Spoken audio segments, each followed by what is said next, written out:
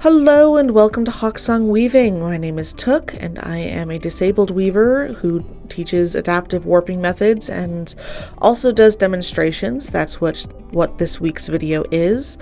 While I gather the footage and finish this particular project for next week's video, I thought that y'all might enjoy the demonstration that I was giving on an adaptive warping method a couple weeks ago. Time is an illusion. But as a placeholder for a video, it's a lot longer than most of my videos, but I thought that folks might enjoy seeing it. Enjoy!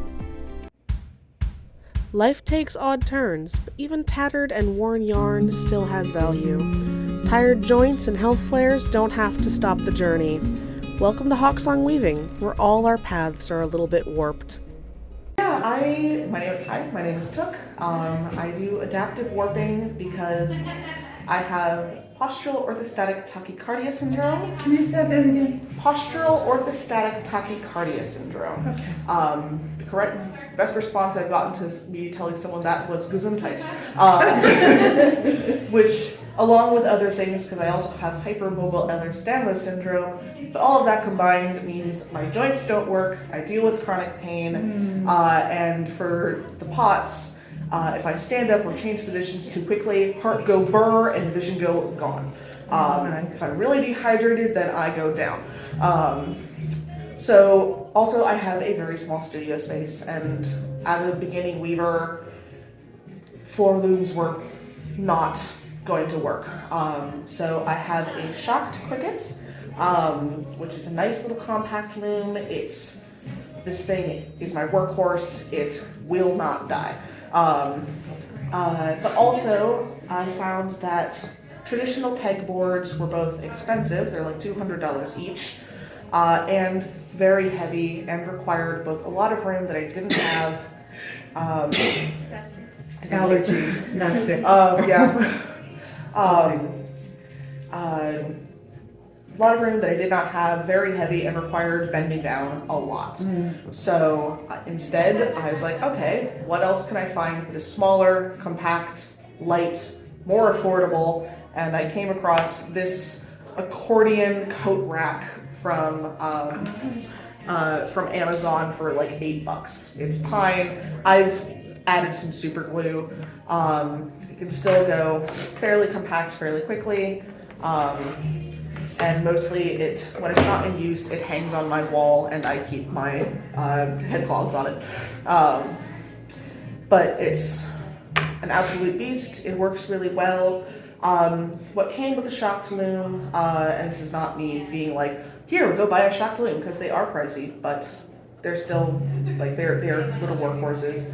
What came with the loom are two of these shuttles. This spare one I'll be using as a pickup stick for this particular woven pattern. The other one already has some yarn on it. Also makes a good pointer. And what is known as a warping peg. Traditionally, for warping directly onto the loom, you'd have a very long table like this. You'd have this at one end, this sort of hooked onto the other end of the table, and you'd be walking back and forth. For me, for physical reasons, that wasn't going to work. So, hence this.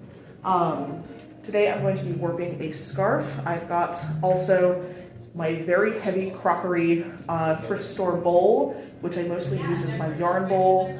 I'll be popping other things out of it while I get things warped, but this is the palette that I'm going to be working with today for this scarf. All of this is thrift store yarn, because I live in Northampton. The Goodwills have so much really good yarn. I've worked with cashmere, merino, baby alpaca, a lot of it brand new still with tags, and I'm just like, all right, that person's loss is my gain. But yeah, this is pretty much how I get things going. I'm gonna start with, I think, this ball of yarn. One thing that I like to do to prep my yarn, especially from thrift store, is to ball it myself. Often it comes like in the little like lumpy skeins or like the loose like twisted around themselves skeins. This lets me figure out if there are any tied knots, because that won't go through the rigid heddle.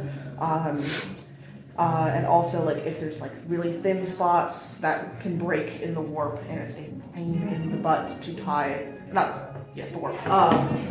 That is a pain in the butt to tie together. So I'm Can making. I interrupt to ask Absolutely. questions? Yeah. So I know I've never done any weaving. Yep. I've never crocheted. I've never knit.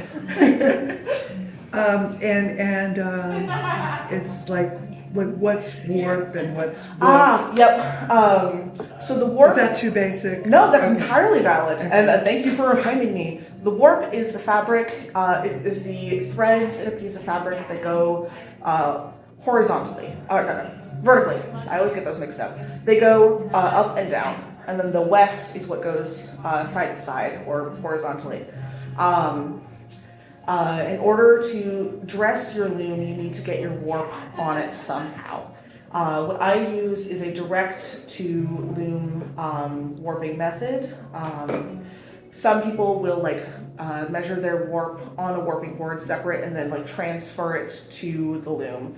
I find that to be inviting disaster, especially because usually I'm working with cats. Oh wow! That's Yeah. a whole- Yeah. All of my yarn is Do under. they help you? They help. I've got 2 cats who help the most, and help is in quotes. They are the HR and OSHA of Hawksong Weaving. Penelope Calico is, Oh, yes, that's yeah, right. she's an unlicensed medical alert cat, and with the pot, she'll scream at me if my heart rate goes up too much, and so she screams at me a lot.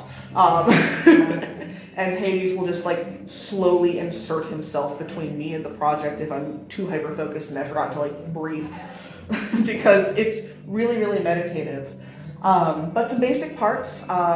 This is the warping board, warping peg, back apron bar. This is what we're going to tie the warp to. Make sure that lashes come on. Grab that head. No. Oh, okay. So yeah. Can I get a little closer? Yeah, absolutely. You're not going to be in the shots, but if anyone doesn't want to be, I'll edit it out. But back apron bar, which is this right here, and then the front apron bar, I'll be tying the warp onto this part once I've got it onto the back apron bar, and I'll wind it up. And then this is a rigid heddle. That's what makes this a rigid heddle loom, is because this helps compress the weft. And these particular bits are called reeds because they used to literally be made out of reeds. Mine did not come with all these cool markings. I made those myself as a way of figuring out what width I wanted projects. Heddle, H-E-T-T-L-E? D's instead of T. Heddle. Heddle. I grew up in Vermont, so I don't pronounce the T's. But yeah, so I'm going to start by tying the back, tying the first bit of warp to the back of the apron, to the back apron bar. Just a simple square knot, no need to get fancy with it. And you do that to the inside of the cord that's holding the bar? No, not the inside of the cord, to the bar itself. And this mostly just helps figure out where you want to position the apron bar.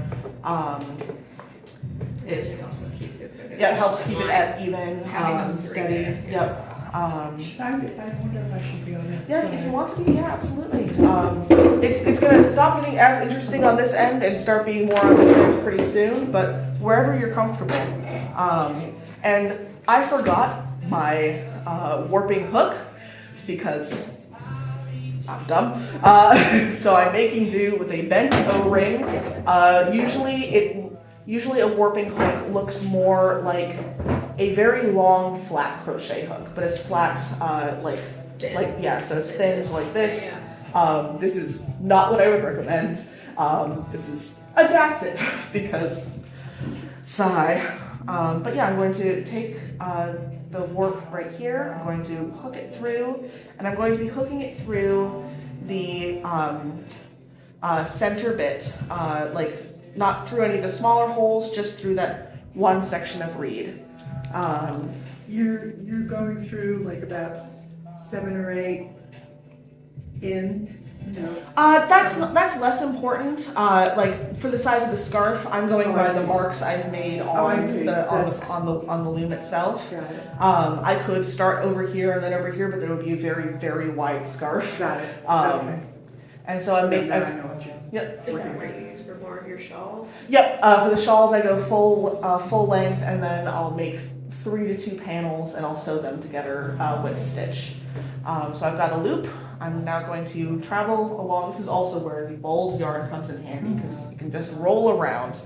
And I'm going to attach. I'm going to hook it around, and then keep going through the accordion to about the length that I want. I'm also, usually I have this loom like hooked up against the corner of my windowsill, so I'm keeping my arm here to make sure that it doesn't slide around. I'm just using the gravity to help keep it going, or help keep it steady, not going. And just bopping around. And I'm going to repeat this Do you over and over. need to measure that, or is just? Because I know the length that this particular configuration of pegs does. If you want a specific length project, people will use a measuring strip of yarn, which is basically like Got it. measure out the Like a guide. yeah, like a guide. Yep. And because it can like. I have dyslexia and dyscalculia, so math and my brain don't play nicely together, which is part of why I love this particular loom, because it doesn't require a lot of finickiness. Once you've got the basics down, it's pretty much the limitations of the yarn. So I'm going to be popping this round and round. I'm going to shift my chair so I've got a bit more of a centered position, because for me, if I tilt my hips too much, they'll dislocate, and let's not do that. Oh, that's not good. Sounds painful. Less than you might think, which is part of the risk. I Yeah. see. Got it. Patient will do that as well. Yeah. My job requires me to get on the floor a lot. And every Oh, once in a while, no. it'll pop, and then you stand up and you You're pop like, back oh, in. yep, yeah. Yeah. It's still May, so it's Ehlers-Danlos Awareness Month. You are now aware it is a genetic collagen disorder. It is much more common than people think. It has a lot of comorbid severe allergies, so millennials are pretty much the first generation to be surviving long enough with it to be being diagnosed in their late 20s and 30s. It's a pain in the butt. But mostly, like, it means your joints are going to be popping out far more than they should be. Chronic pain, early onset arthritis, And hyperflexibility. hyperflexibility too, yeah.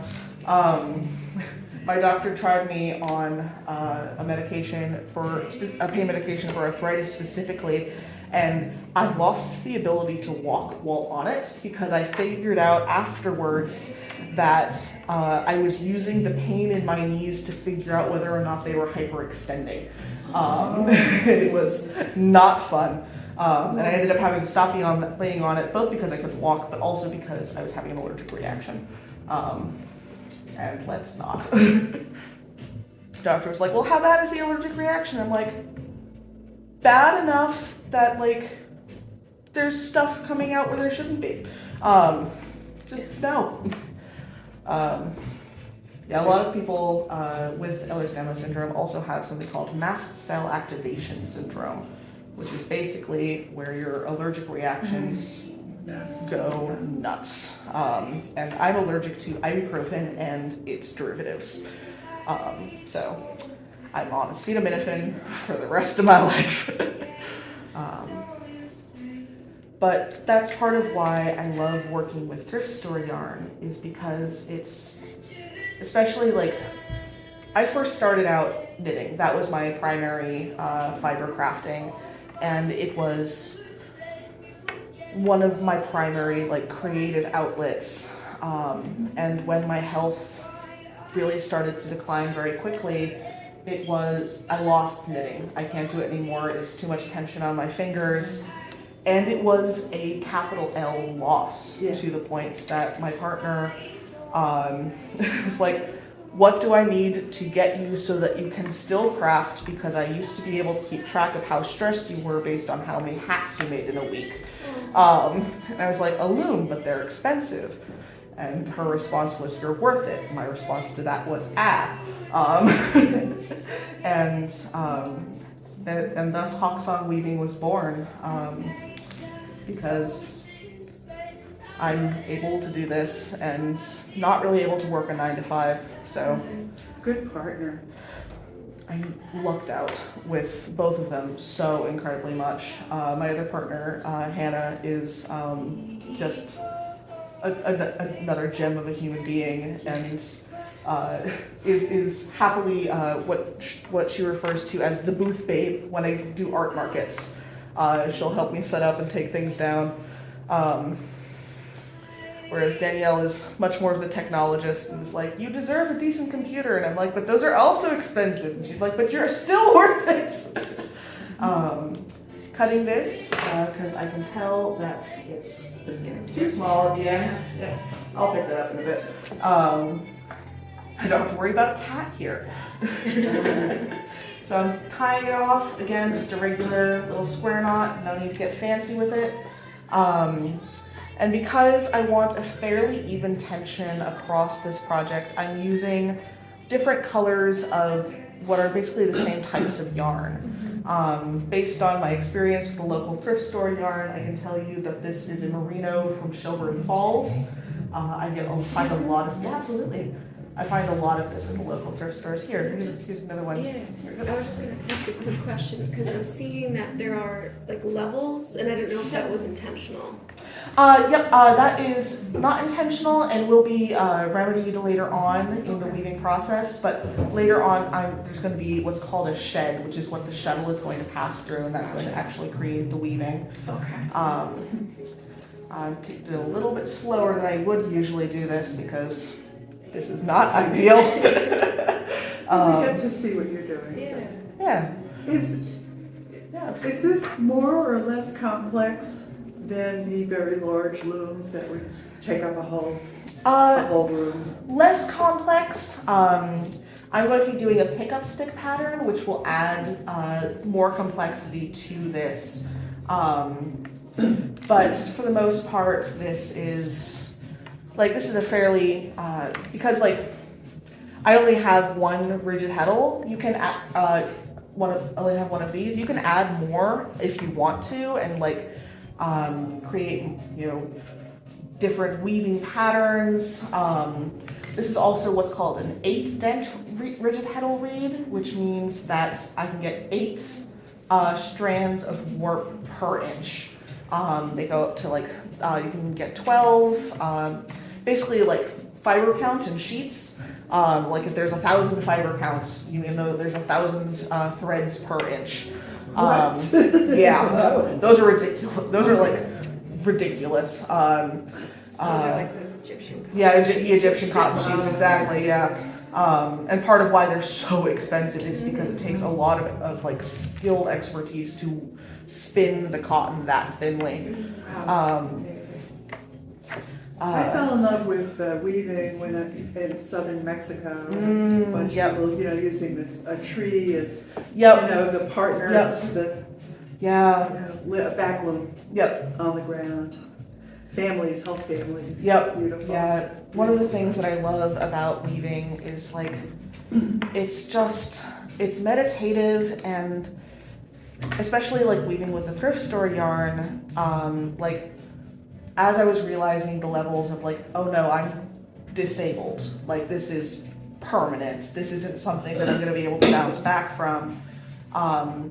Working with the thrift store yarn, there's this one scarf that I made out of this beautiful cashmere wool, cashmere yarn, but it was really, really tattered and worn through in a lot of areas, and I had to be really, really careful while I wove it, and forcing myself to be gentle with the yarn in a lot of ways forced me to be gentle with myself, because the threads of the yarn were very similar to the collagen in my body. It's like, no, if this yarn is worthy of being gentle with and being treated well and softly, then so am I.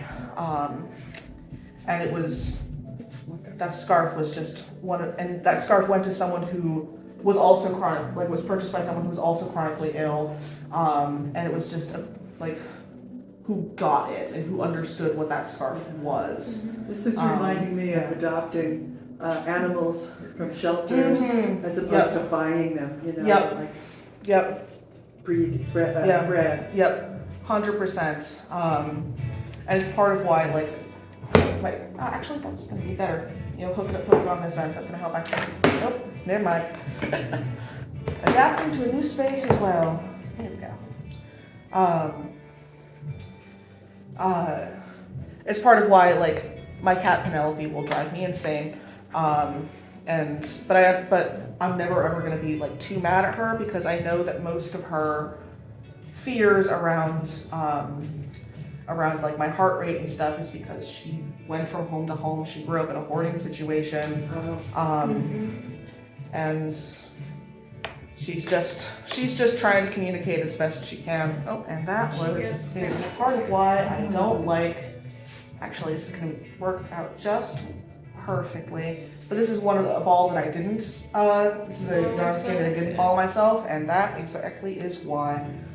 Thankfully, this is going to work out pretty okay. I'm going to pop this through, grab that, and just tie it, and it'll be just one. Kind of like threading a needle, but very much easier. so. Yep. I love the colors you chose. Yes, those are very nice. Like a beach. Together. Yep.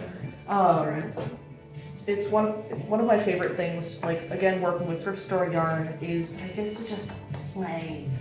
I don't have to worry about being precious with it. I don't have to worry about oh, is this project good enough for this yarn? Because I know a lot of fiber artists oh, well, I'll get to that when I'm skilled enough. And I'm gonna be blunt. Where did it go? Oh, it's on its side.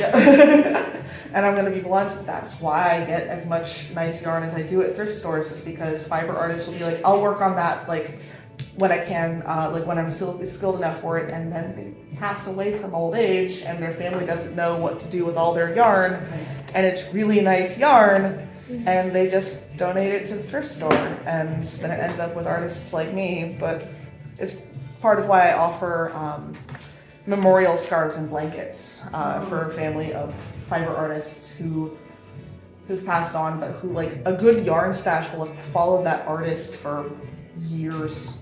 My aunt, before she passed, did amazing work, and she was a knitter. Yep.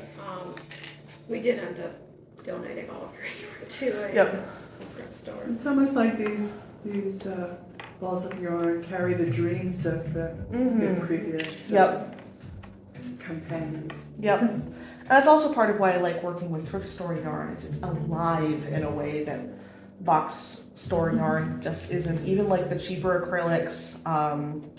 I've got a video coming out this Friday about things that you can do with that cheap scratchy acrylic that gets donated. It's in every single thrift store. It never really gets purchased. And eventually it ends up in a landfill, but it can be a really good base for a lot of different projects.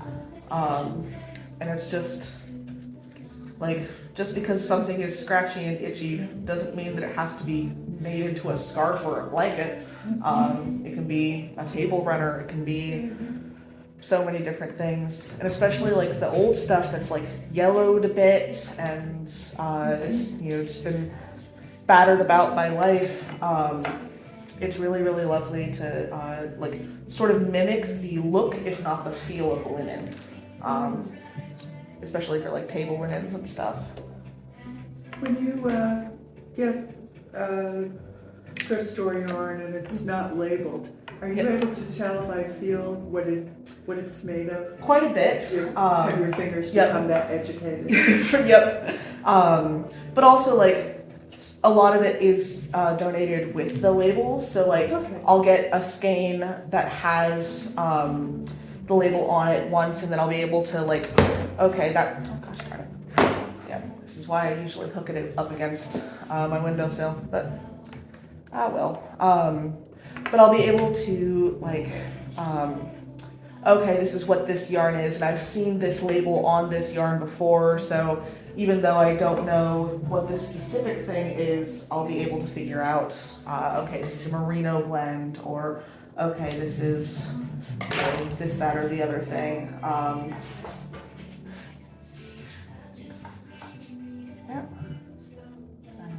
Trouble reaching. Yeah, it's all good. I will pick it. I will be able to pick that up in a bit. Thanks.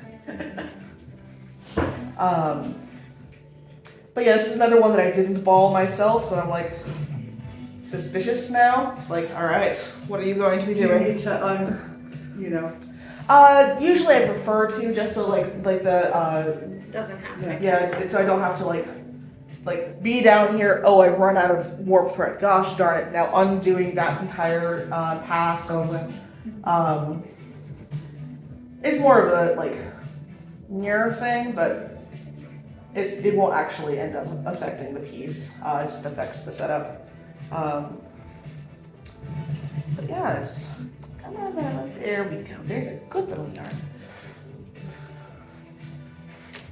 It's interesting sometimes, just like with the like being able to choose the colors, being able to be like, okay, cool. What vibe am I going for with this specific project? With this one, I really wanted like stormy seas, but also like there's some really lovely blue flowers growing in my garden right now, and like sort of trying to capture that blueness of the flowers in the light just before a big thunderstorm as well.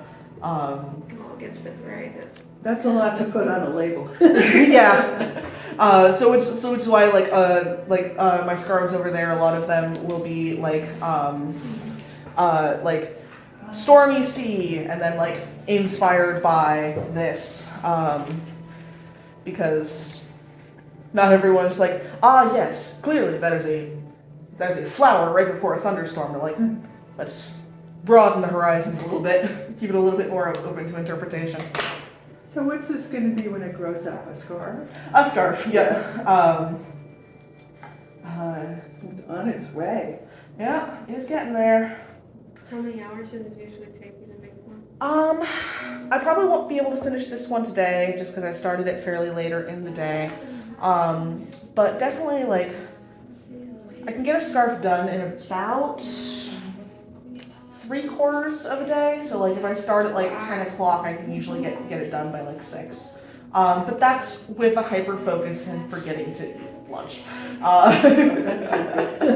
No, that's where Penelope comes in and she'll scream at me. Yeah. Or Danielle would be like, honey, have you had food or water or used the bathroom? I'm like, Oh, yeah. no. She's like, honey, you have dysautonomia. I'm like, I'm aware, but I'm not feeling any pain. She's like, you also have really bad interoception. The trials of actually being known and seen, the audacity of like, no, how dare you actually know what's going on with my body. What the fudge? So your cats are not trained, are they? No. Because they're like sort of naturally inclined toward doing what they do, which works out well for you. I've never seen a trained cat. No, the cats, like, which is part of why, gosh darn it, which is part of why Penelope especially is committing technically insurance fraud, because insurance will, like, there's a difference between an ESA and a trained service animal. Yep.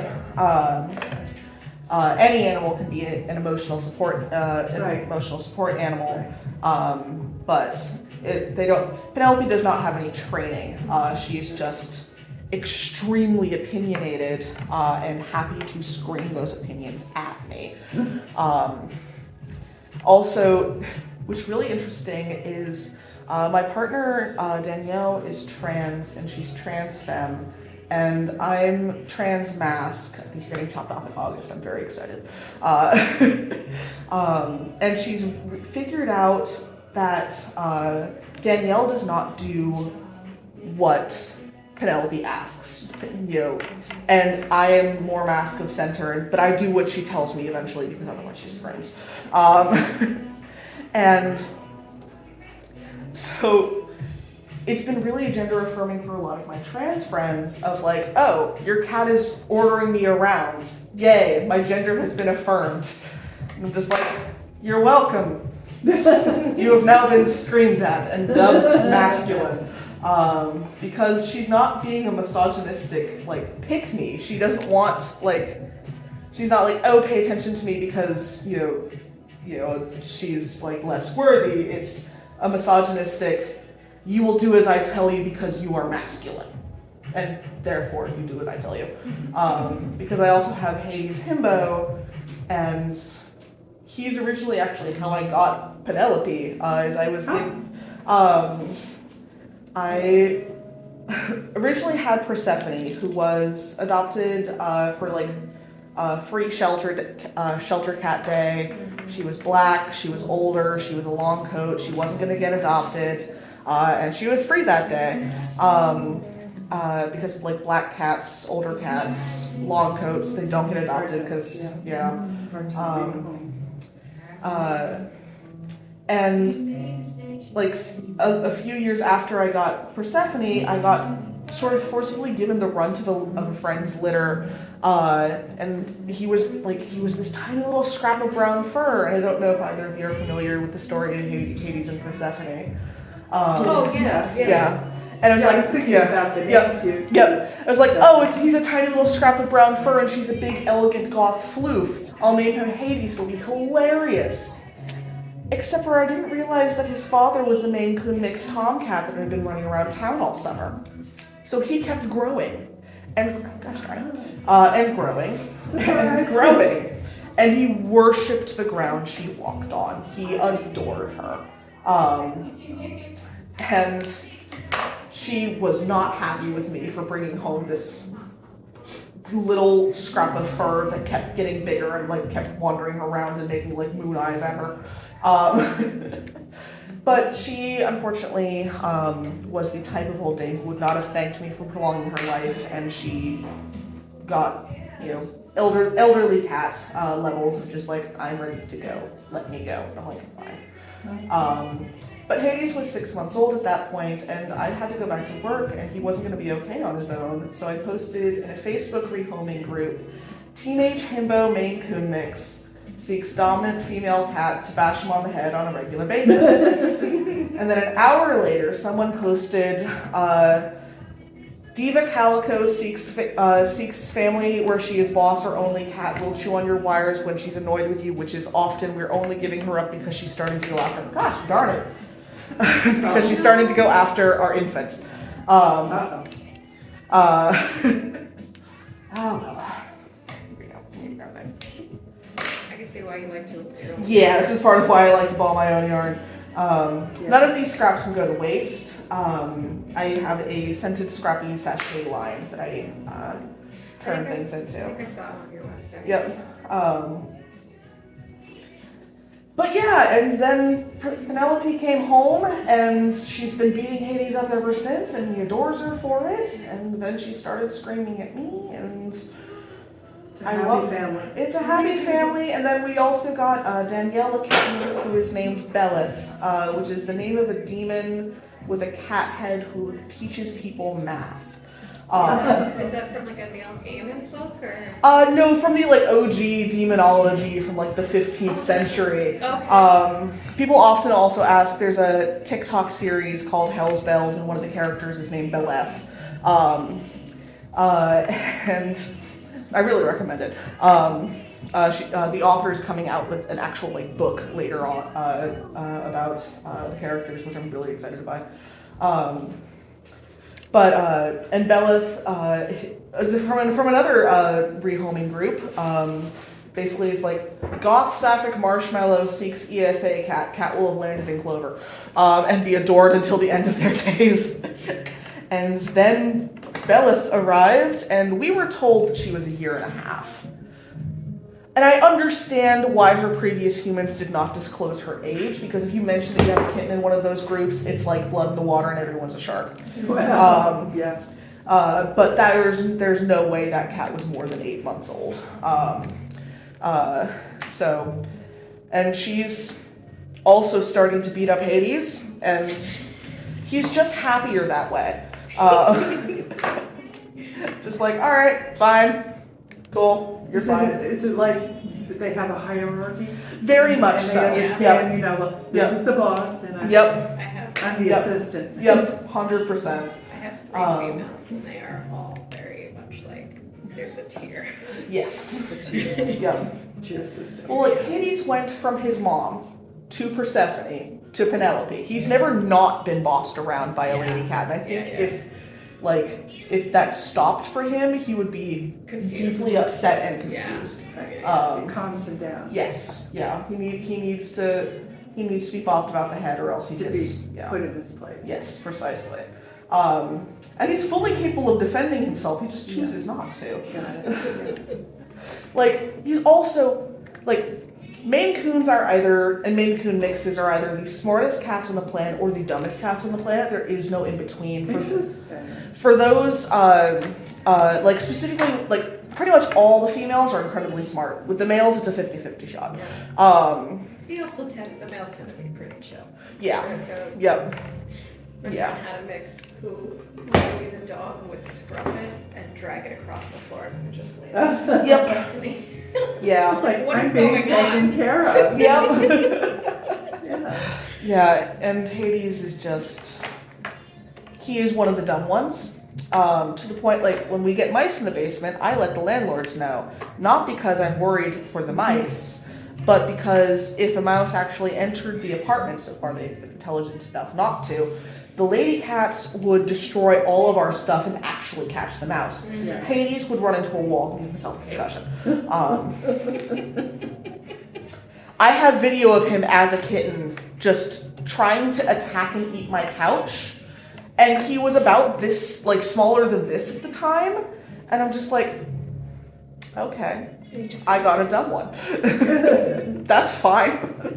I had a friend who lived in Covington, you know, way in the country, you know, country farmhouse. And she had a cat, Archie, who was a real mouser, the killer. I mean, he killed moles, he'd bring all kinds of stuff home. However, in their house, whenever mice would come in, and it was a country house, so that was often, he was the perfect gentleman, and they could walk right by his nose, and he wouldn't, you know. Well, you're here, so clearly you belong. You must be a guest. You know? So you must be a guest. Some have distinguished. I mean, maybe once they went outside, he would kill them. But he knew that they were guests. Yep. Like, my cats are indoor cats, both, you know, because, like, it's the right thing to do, because, like, they'll decimate the local bird population. But also because they're all the type of pretty where they'd be rescued very quickly, and Hades would also probably get run over by a car. And the lady cats would decimate the bird population. It's like, no, they are indoor cats for their and other people's protection, because the lady cats would survive too well, and Hades would just immediately be flattened. I don't want a Hades pancake. You're doing something new now. Yes, I've loosened the warp from the warping the warping board, and now I've got it draped around my neck, and I'm going to. Most weavers will use like large, like flat sticks to keep the tension, or like sheets of paper. I prefer terry cloth, tea towels, because that's what works for me. Again, like I say in my YouTube videos, this is what works for me. Take what works, leave the rest. I'll sort of tuck this in the apron bar strings, and it'll sort of sandwich the warp through. And I'm going to be turning this to wrap the warp snugly in the terry cloth towel. And I'm sort of keeping things finger combed and keeping things as straight as I can. This is a process that definitely intrigues the cats. Hades loves the loom because he loves smelling wool, especially. And also it's one of the only boxes in the house that he fits in. Then he went, Fits in. fitted. Yes, he is the size of a small bobcat, and people are like, "There's no way your cat's that big." And I'm like, "He has broken my internal sizing for what cat size should be." And then Penelope's a normal sized cat, and then Belith is very, very small.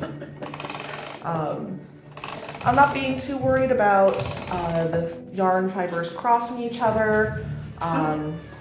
That'll get sorted out later down in the line. Yep. Right now, just Seems like it's pretty casual. You're combing it with your fingers. Yep. Different weavers will have different levels of intensity about like, oh my gosh, the warp is absolutely imperfect, and I'm like, it'll get woven the same way and steam blocked the same way regardless. This will be a mixed fiber scarf, so it's not gonna steam block perfectly regardless. How long? This one will be about like 7 feet all told. You'll note that like the one drawback with this particular method is that it tends to be longer on the ends and shorter in the middle, because I try to prevent what's called a sausage profile, which is where the warp threads on your selvage, which is the edges of your fabric, get like super, super tight and like looser in the middle. I tend not to worry about that too much. That's part of what the terry cloth tea towel is for, but life happens. I'm going to pop all of the yarn scraps in and get this a little bit tidy, because otherwise my brain is going to scream. I like the bowl. It was a thrift store find in my teenage years, and it has stayed with me, and it makes me smile. It's a good, happy color. And very serviceable. Like, that was my mixing bowl for most of my life, and then it turned into my yarn bowl, because it got too heavy as a mixing bowl, but its weight is a benefit, not a drawback. And this will be interesting, because I need to get one of these through, I need to get one of these two threads, like all throughout here, but need to get it through that smaller hole. So this will be a interesting bit. This is where you want to have the actual loop. But that's a pretty cool adapter. I'm not sure how you came upon that, but I think it's sort of genius. It was necessity. Come here, you darn thing. Let's see. Necessity. Yep. I think we're going to try to do a stick and poke, because this is not the method that I usually have available to me. Let's see.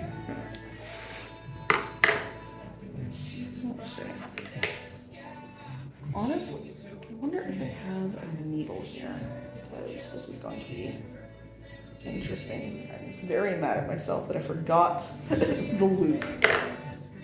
Let's see.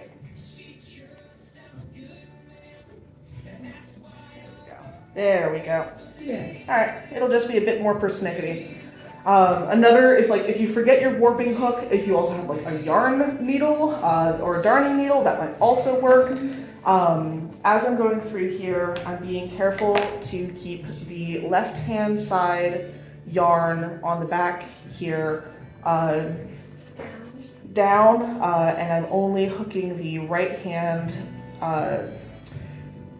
bit of yarn through. It's not critical, but actually I'm gonna see if I can press this against the table and see if that helps any. Not as effective. All right, I will. But it's not like critical levels, but it does definitely, there we go. It does definitely help in keeping the tension of the yarn. I mostly rely on I'm pulling the tension tight on that end of thing, on the winding end of things, rather than the like warping end of things. But that is definitely a me preference, and a lot of weavers will go and clutch their pearls, and validly so. If you're trying to do this level of laissez-faire on a floor loom, you will quickly end up with a very mixed up bit of weaving. It's part of why I am getting a floor loom in 2 weeks. I'm incredibly excited. How large? Floor looms vary in size from like large overstuffed recliner to small car. I'm getting the large overstuffed recliner, and You have space for it, I assume. I'm making space because it was a really, really good deal.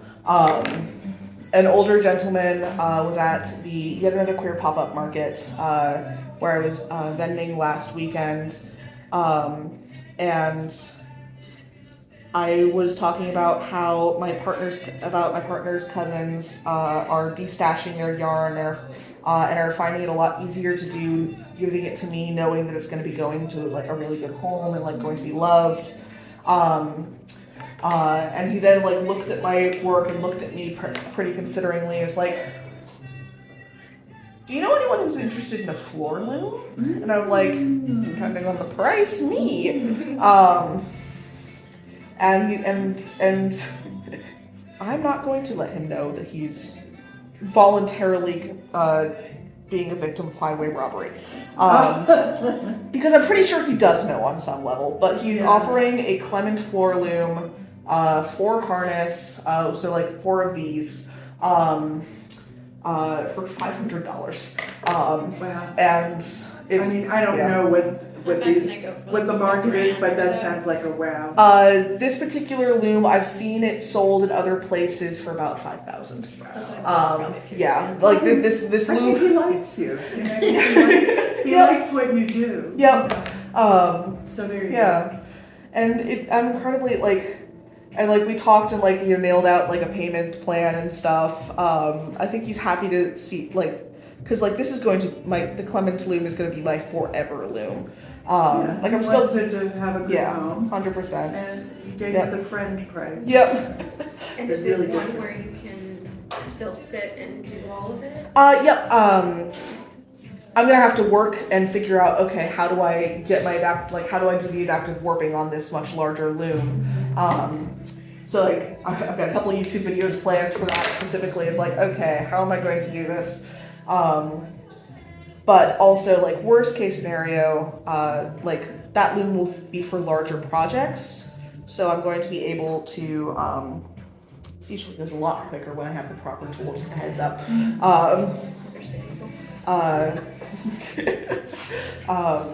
What's your gorgeous necklace? Oh, the green? I think it's just beads and some string. I bought this I don't know how many years ago. What did you say? Something answering? I think it's little Glass beads? Yeah, little glass beads, and then Okay, just yeah. some. This one. I think it's just some string with a little bit of tinsel woven in it. Love that color. Yeah.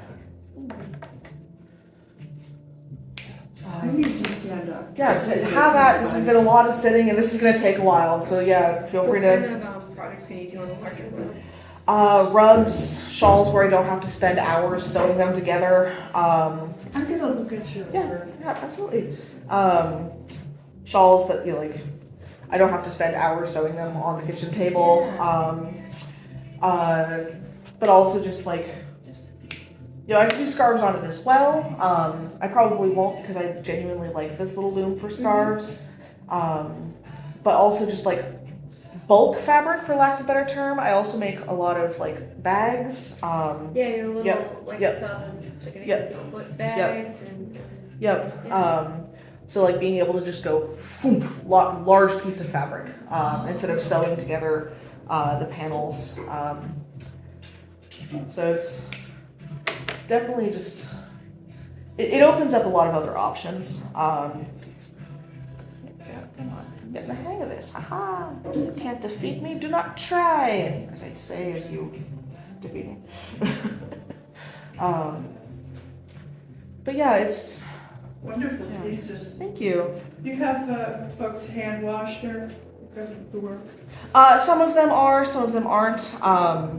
It depends on what I know the yarn is. So if it's yarn that I'm not entirely sure whether or not it is able to be hand washed. I'll say hand washed just out of carefulness, because no one wants to pay for a scarf or a shawl and then put it in the laundry and then, oh no, you now have a cat shawl or a cat blanket. Did that without the scarf. Yeah. I was like, Do you want us closer or? no, I'm fine. Okay.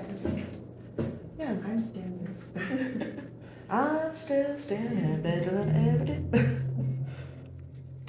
But yeah, if anyone has, like, if either of you have any other questions, feel free to shoot them my way. This is going to be, again, taking longer than it should be, but I'm actually, I don't have a question at the moment, but I'm realizing, watching you work, I'm realizing you have to want to be able to spend hours like in one place and sometimes alone, not only to have the space, but I'm just realizing, is that something that I would want to do? And I think for me the answer is no, unless I were in some kind of collective where we all had a giant space and there were people around to like play with.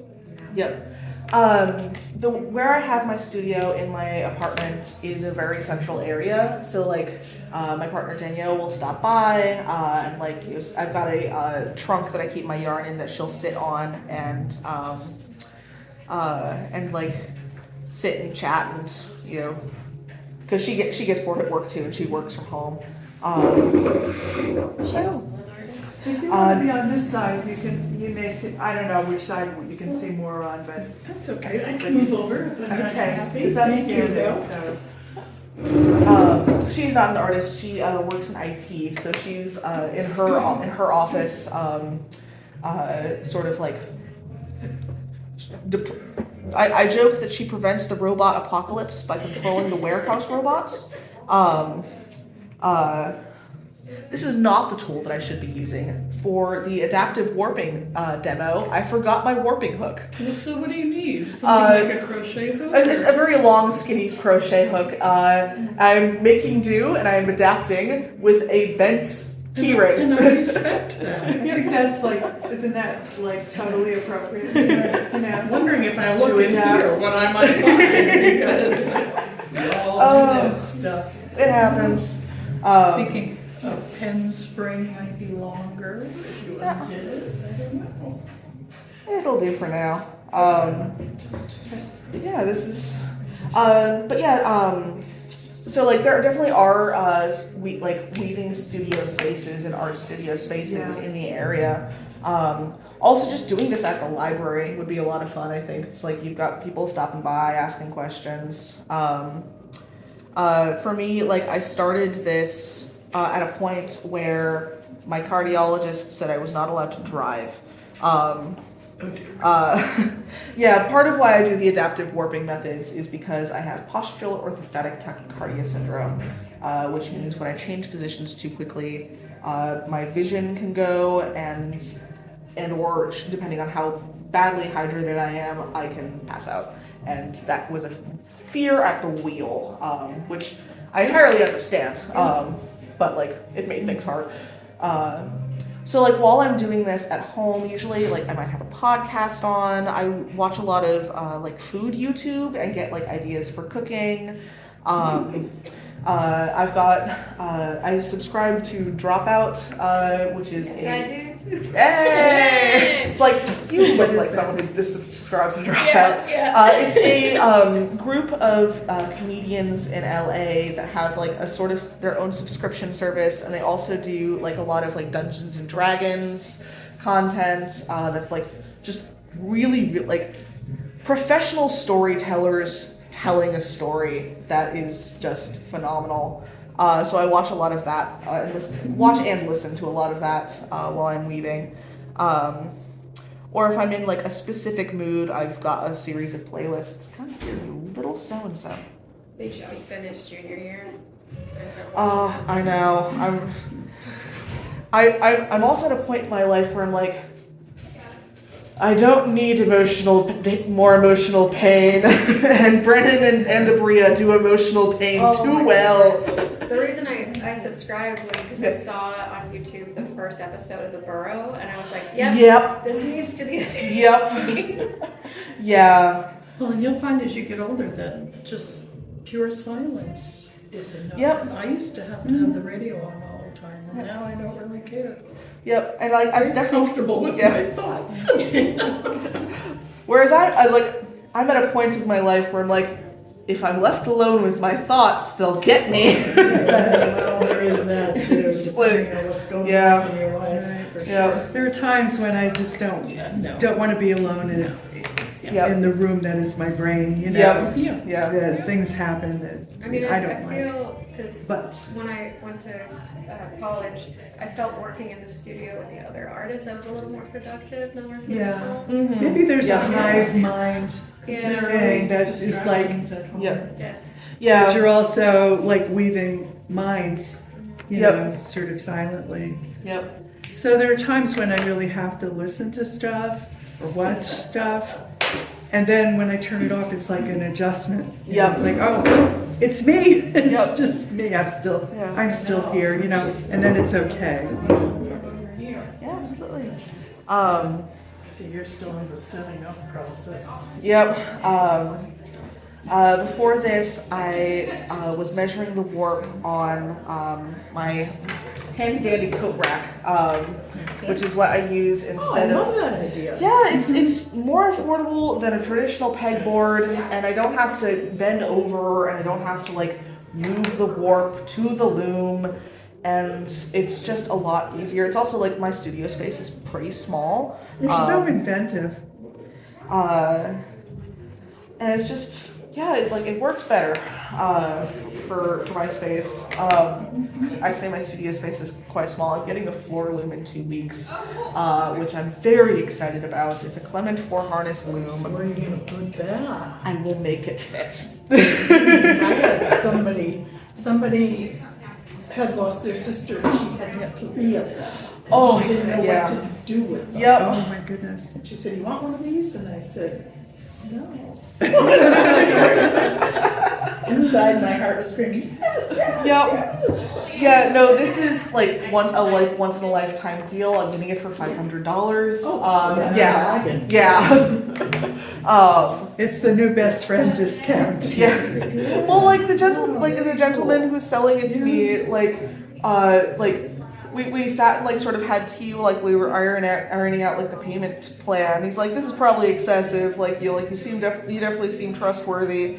And I'm like, for this loom, yes, I am absolutely very trustworthy model citizen. He wanted it to go to a good home. 100%, because he only offered it to me at the price he did after he heard.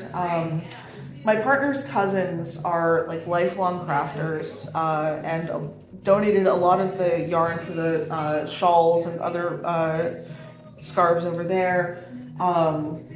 Here, one sec. Quiet for a moment while I try to come here, you little so-and-so. There we go. And it's just like, and they like, they're at a different stage in their lives, and they're like destashing, and so I get boxes of naturally hand-dyed wool yarn mailed to me on a regular basis, and boxes of vintage buttons. Only use wool? I don't always use only use wool. I only use thrift store or secondhand yarn, like yarn that's been donated. No, I asked because I spend a lot of time. They have their senior center, and we have a needleworker. You know, and at least once a week, somebody empties their mother's yarn.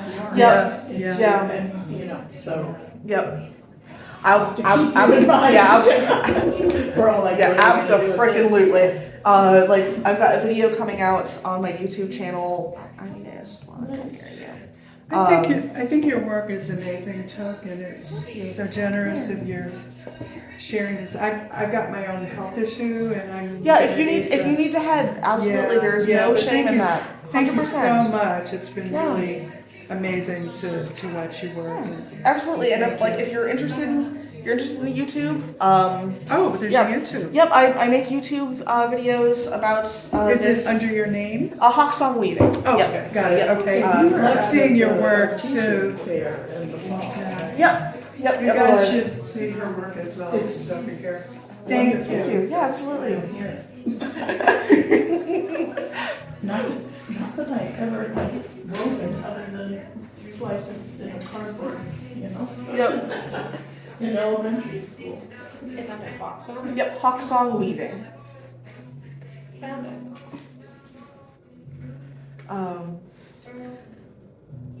Yeah, I'm close to the amount of subscribers that I need in order to start monetizing.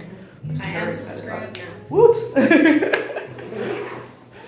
My partner Hannah's father has referred to me as the Bob Ross of weaving YouTube, Oh no! and I've now won at life because of that compliment. I used to fall asleep to Bob Ross. Like when they used to have Yep. his stuff on Netflix, I would just pass out. Yep. Yep. I think I perhaps should have warped it. You do. I know you do. must do something where you. Yeah, I have a piece in the show from. Oh, nice. Oh, Yeah, I'm an illustrator. that's so cool. Yeah, freelance right now. Yep. My full-time job currently is vet assistant. So Yep. Yeah, that's good too. been working at vet hospital since I was 16 years old. So good over 20 years now. Yeah. You have a good heart. Yeah. Yeah, we do a lot of rescues. Majority of ours, however, like at my home, is exotics. Yes. Oh, cool. How Hades one of my cats, who's one of the HR and OSHA cats of Hawksong Weaving. Is a Maine Coon mix, and like he's technically a Maine Coon Bengal mix, but I don't advertise that too much in Massachusetts because I don't know the percentage of the DNA. I would imagine, given that his father was an outside domestic, he's probably like an F5, which you're fine. Okay, good. If he was an even F1s are okay Yeah. in Massachusetts. You can't have, but the only way you can have an F1 is if you're actually a breeder.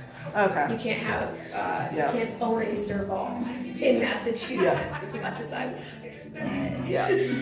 Yeah. No, I'm just like. I don't have the space for one. Yeah, it's like from what I read, like the logic of the law is that like wildcats are better hunters, and like that's true, but also he's so dumb. Yeah, he's probably mostly domestic. Yeah. You're probably Yeah. fine. But it's like one of those things like I'm not gonna raise it. Well, it threw me off because one of the sculptor artists that I follow on Facebook just posted like they had gotten their shepherd mix, and they kept looking at it, and I'm like, that looks weird. And Yeah. come to find out, he brought it to the vet, and it's a wolf hybrid, and I went, yeah, Yep. you're supposed to own those. Yep. Those are illegal. Yep. I don't know if he lives in Massachusetts, though, so he's okay. But even like in Texas, you're not allowed to own a wolf hybrid. Yeah, I mean, like it's like a lot of it's for the benefit of the canine too. Like I'm not gonna call them a dog because like they're not. They're like no, like they're like They need to live how they're supposed to live. yeah, and like there are definitely wolf hybrid rescues, and I adore them. But they live on like ranches. Yeah, they live on like they live in ranches, and they have packs like on yeah. humans that actually understand wolf psychology, who are their like guardians, not owners. Yes. Apex Wolves is one of my favorite rescues. I follow them on TikTok, and Where they're are just they located? California, I think. Have you ever been to? I think it's Wolf's Hollow up in. Oh no. It's an wolf sanctuary. Oh, love it. In Massachusetts. Upper northeast. I can't remember exactly. It's past Gloucester, but I can't remember where. Okay, I wanted good to know. go, but of course, like during COVID, they had completely shut down. Yeah. They weren't doing tours, and I really wanted to go. I Yeah. know, when we had time, we could. Yeah, when everyone had time. Oh, yeah. No, I love, yeah, like, look, like, I was a Julie of the Wolves kid. Oh, yeah, like, same that was here. my book. So, for future reference, if you love Julie of the Wolves, a series that I recommend is Jane Linscold's Firekeeper series. Yeah. I've heard really good things about that. I've read them Yeah. all. I just got my husband into reading them. Yeah. And Yeah. they're It's the amazing. ones you read over and over and Yeah. over. I'm a early retired librarian because you need to be able to lift things Yes.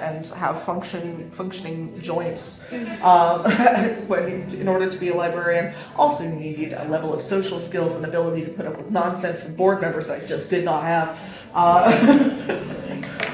Librarians don't quit libraries; they quit library boards. This is true.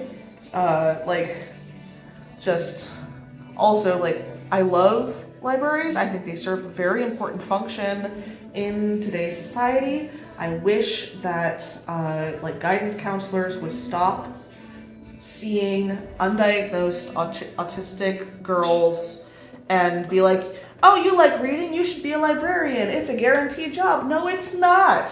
No. The field is oversaturated. You need a master's in order to make a living wage, and there's no guarantee that you're actually going to find any work.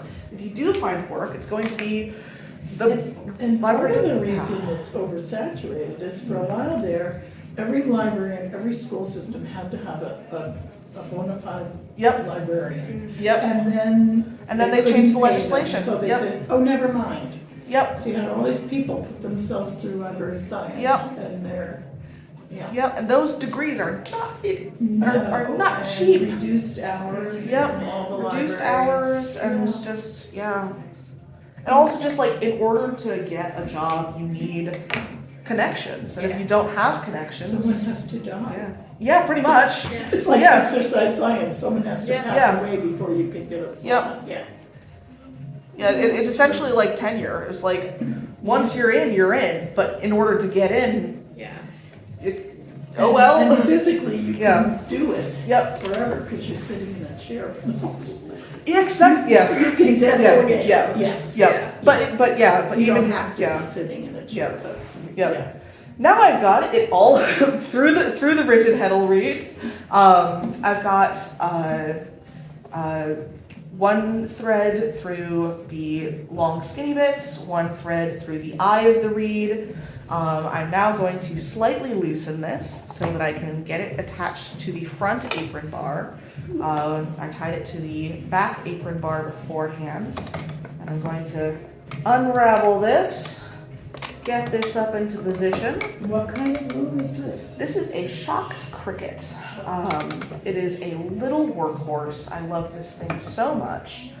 And I was going to happily be using this for like the next 5 years and I'm still going to be using this for quite a lot of things, post Clement Loom. But yeah, so I've now got a hank of thread. If either of you, if you want to come take a closer look, I've got a hank of threads, and I've popped that over, and I'm now splitting it in half and doing a half hitch. And I measure my tassels to about this length right here. Tassels are already there. Yeah, my tassels are already there. Here we go, and I prefer to do the center hitches first, because that way this doesn't go bloop, bloop, bloop all over the place, which is the technical term. It goes bloop, bloop, bloop. And I just pop that there, and then attach, and then separate. And you don't have to And worry half too much hitch. about them kind of crossing when you're doing Not really, that not part. at this point. Okay. You noticed that before that they were doing different levels. Yeah. That's part of what the eyes Gonna of go- the rigid heddle are for, is because this will move around and Gotcha. create the shed. Yeah, and attach and a half hitch. Yeah. And I don't worry too much because I know the amount of wool, and I've worked with these particular wool fibers before. I'm not too worried about making the hanks very, very small, because I know that it will steam block out very quickly. All of my wool scarves, I do a steam iron over. Steam eye. I'm like, Yep. I wasn't sure what steam Yep. blocking meant. Yep, so blocking with fiber projects is like getting them wet and damp and then like letting them dry in specific positions so they dry flat. With high wool content projects, it gives the wool a chance to get to know its neighbors, and it'll sort of like cling to itself. And in the case of like scarves and shawls, it'll help it drape more nicely, because if you try to wear this scarf just off of the loom, it would wrinkle, it would be like scrunchy and scratchy. But yeah, just bopping along. Here we go.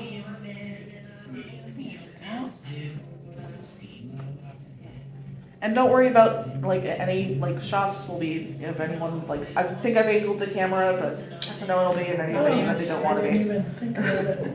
I wouldn't have opened my mouth. I'll be editing everything. Okay. Everything that isn't pertinent. Yep. There we go. There we go. And then I'm going to sort of drape this across there so it doesn't get in the way. And then a lot of weavers will use sticks or like long flat sticks or paper to keep the yarn from like getting, especially if you're working with very fuzzy yarn like this. It's gonna be a pain in the butt to weave, but it was there. It was pretty. It was a double. Yep. On there first. Yep. Because I knew, and sometimes I will do like a double warp of this type of thing, because this on itself will be probably too weak to be a warp thread. It would snap with the amount of tension that I prefer to have in a project. But sort of tucking the terry cloth towel in along the apron bar strings, getting it to the tension right there, adjusting the tension throughout, getting it pretty taut. I'm also going to use my thumbs, and you'll see my hypermobility, they're not supposed to bend like that, and sort of tightening that half hitch so that I can get everything, the tension, nice and correct. Do you have to worry about those loosening? Once they are woven, they will keep their tension for the most part, and I'll just adjust with the cranks. So you must give all your yarn a good snap test before you start using it. During the getting the warp measured, there was several very good illustrations of why I prefer, especially with thrift store yarn, to ball all of my yarn myself beforehand. Even if it comes balled, You don't know what you're gonna I don't know what I'm find gonna there. get, and won't go through this.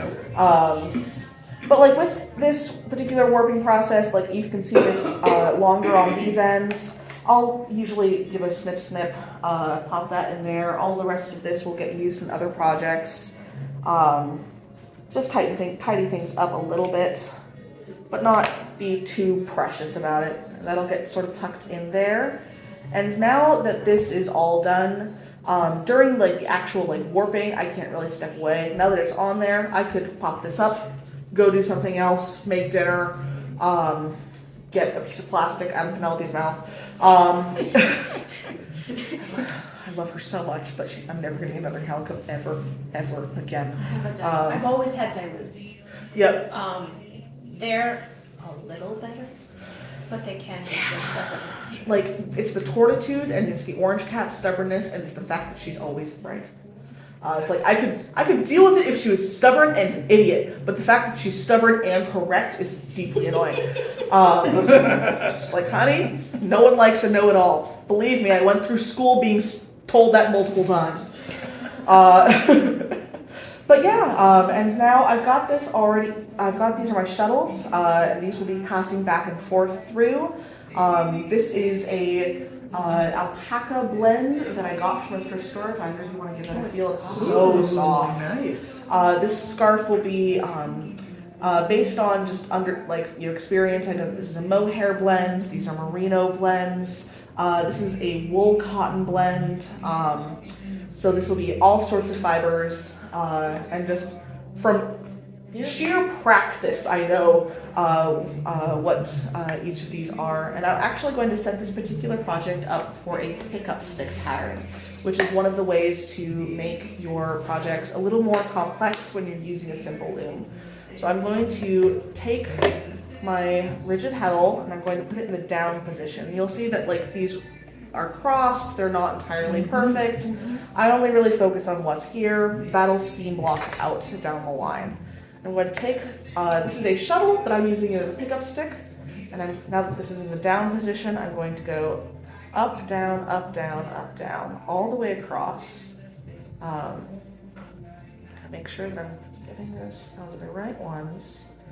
And this will help create the opportunity for me to pick up the yarn and do like a geometric pattern. I did miss. I think I did. Yep, I'm gonna redo that. Here we go. It's not the worst case scenario. It'll just be a more unique piece, but. Since it's the beginning, Yep, since start it's the with a beginning. boo-boo. Yeah. Okay. Nope, I'm not. It's just a little wonky. Okay, you're there. Yeah, okay. The light in here isn't the best either. Yeah. My eyes are also hypermobile with Ehlers-Danlos syndrome, which is fun. What does Yeah. that mean? It's a body-wide collagen disorder. So my eyeballs, I need a new prescription each year, and I've already been put on like the prescriptives, bringing things closer to me. So if I strain my eyes, it gives me like situational dyslexia and dyscalculia. So like I'm not able to like. If I over-focus my eyes for too long, Yeah. they just like getting them to try to bounce back to like look at the distance will be like I need to wait for a couple minutes. Yeah. Oh, I thought that came with age. That's one of the things with Ehlers-Danlos syndrome is it makes the aging process go much quicker.